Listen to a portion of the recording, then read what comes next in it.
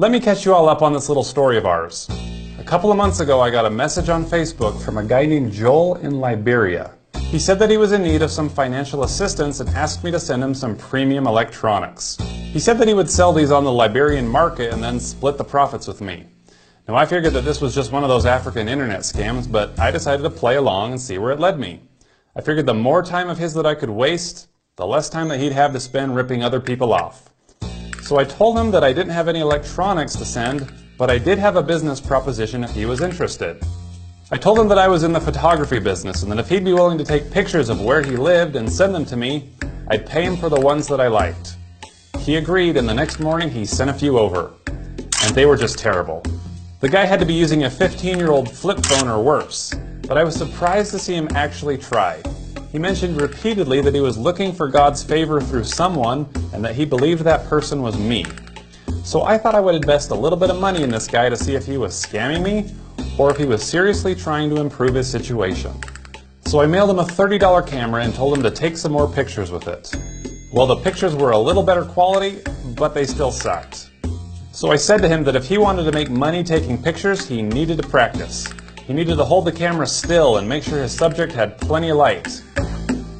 And would you believe that he actually improved? I mean, some of his pictures were just stunning. They really show the beauty and difficulties of living in Liberia.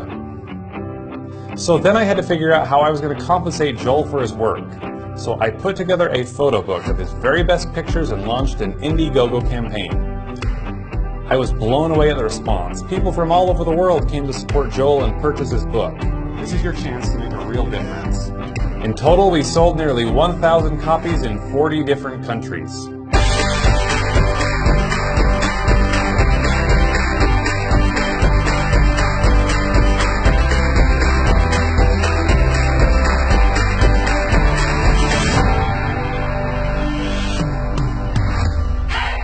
I made a promise to Joel that we'd split the profits 50-50 and that my half would go to charity.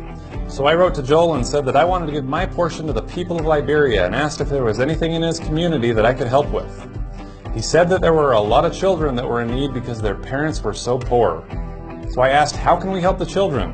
And he said school materials, stationery, book bags, and chairs. These are the things that children suffer for the most.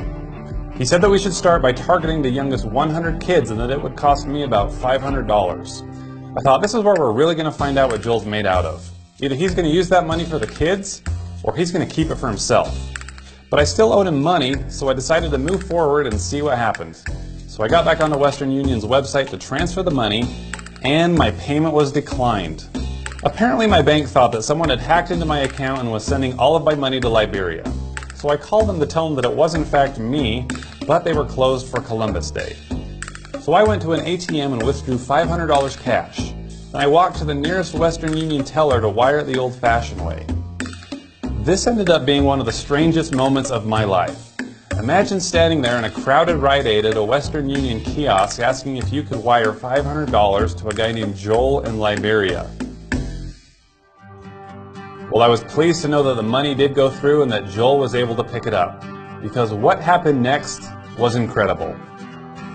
Joel took a trip down to the local market and cleaned them completely out of children's book bags, notebooks, and other supplies for the children in 5 local schools. He had to hire a taxi just to hold everything. I made sure to tell Joel to bring his camera along, not just to prove that he delivered, but to show his customers what's possible with a little hard work and a lot of faith.